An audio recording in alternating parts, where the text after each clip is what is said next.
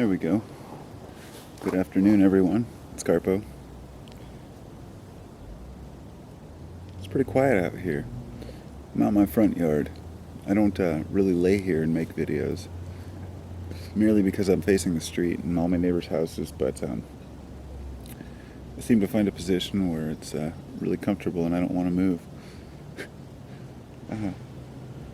But anyway, I wanted to talk for a minute about... oh shoot, where do I want to start? I guess I should talk about Mercury. It was on the top of my mind today. I've been getting back into many of the teachings that I was into last year, the year before, during the summer months. And I don't know how other people operate in their learning lives, but for me, knowledge is something that comes in waves. And I accept that. It's really good for me to remember it during times when I'm not really gaining or moving forward or doing any productive learning, or I'm just living, and I realize it's kind of like I was talking with Lobo earlier, Brian, who said, was it 2 steps forward, 1 step back, it always comes to mind. It's exactly how I feel about it. But you never let the 1 step back get you down. You need to just keep moving forward. And I wouldn't say it's necessarily a step back, but rather a lack of, a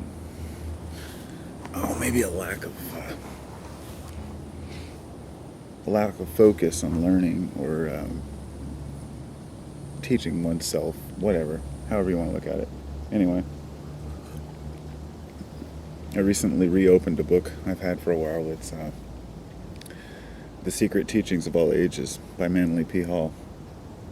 And he was a Freemason, yes. I think he was the honorary 33rd degree Freemason, if I'm not mistaken. So a lot of people are very suspicious of Freemasons. Now, that's fine. I'm not going to get into the Freemason debate. Whenever I mention Manly P. Hall, somebody always comes forward to say he was a Freemason, yada, yada, yada. Well, lately I've been researching a little more about the libraries of Alexandria and exactly what happened when we lost all this knowledge that set us back so far. And the burning of the library was committed by Christians, although they didn't want to do it. They were ordered to do it, and once they did, they found a lot of signs of Jesus. I believe Jesus Christ's anagram, or what was it, a monogram, like underneath the ashes. That the signs were everywhere after the event. There's all these stories, that basically are symbolic of reminding us that the library supported all different types of belief systems and religions, not just one or two.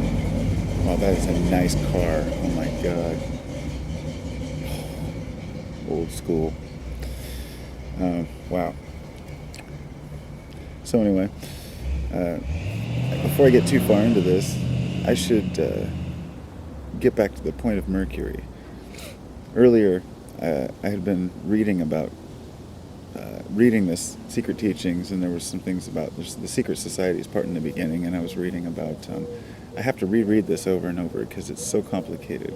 Orpheus and Delphi and all these different, characters and histories, like Hermes Trismegistus, which is also known as Thoth, which is also known as Enoch.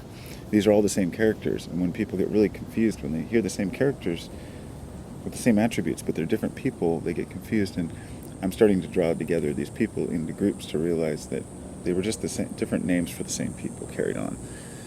Anyway, while I was learning about the planets, I started thinking about, they were talking about Saturn and, Mars, the god of war, and I started thinking about Mercury out of the blue, and I thought, it's interesting. I thought Mercury being closest to the sun, my initial assessment was that Mercury is like the wisdom, the one who has the knowledge. He's the one that's closest to the sun.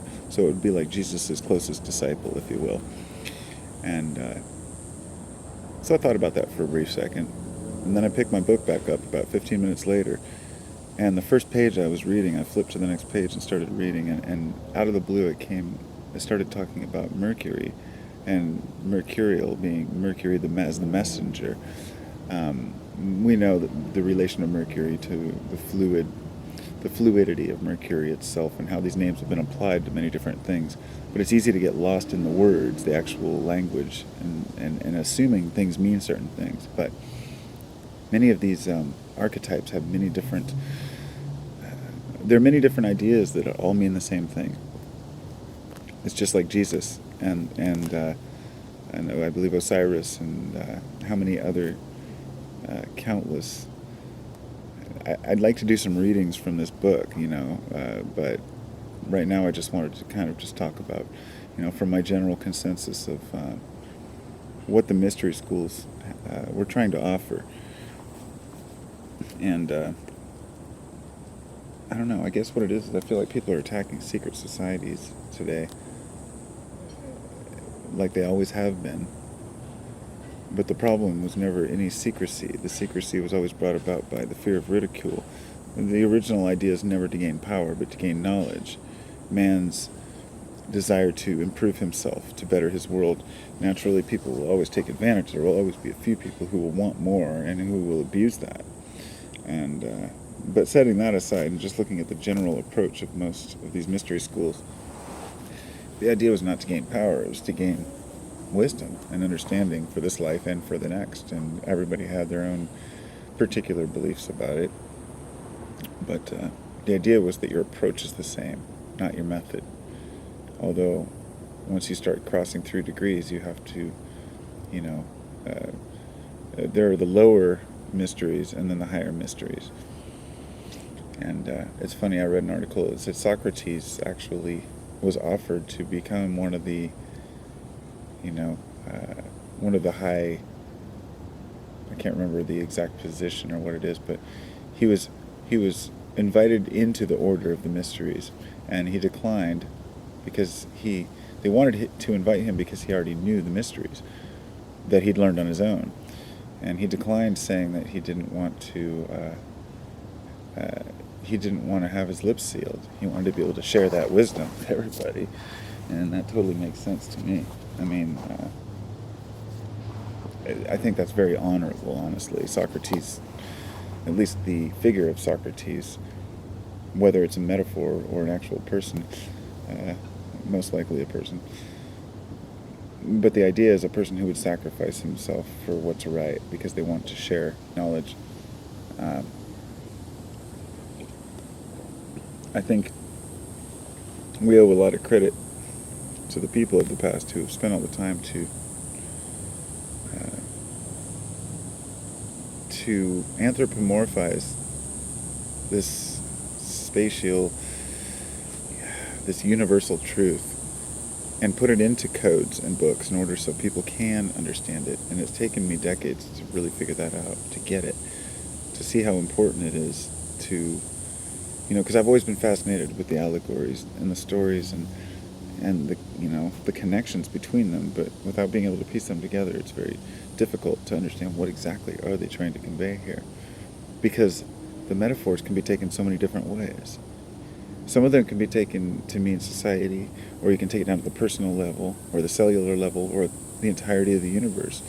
So many allegories and stories, they have many different meanings, and only through the process of weeding out, what doesn't fit, as well as combining things that are identical, like same gods or same name, different names for the same idea, then you start to figure out the actual metaphors for life, I guess. It's interesting. I don't know what else to say about it. Look at this beautiful day.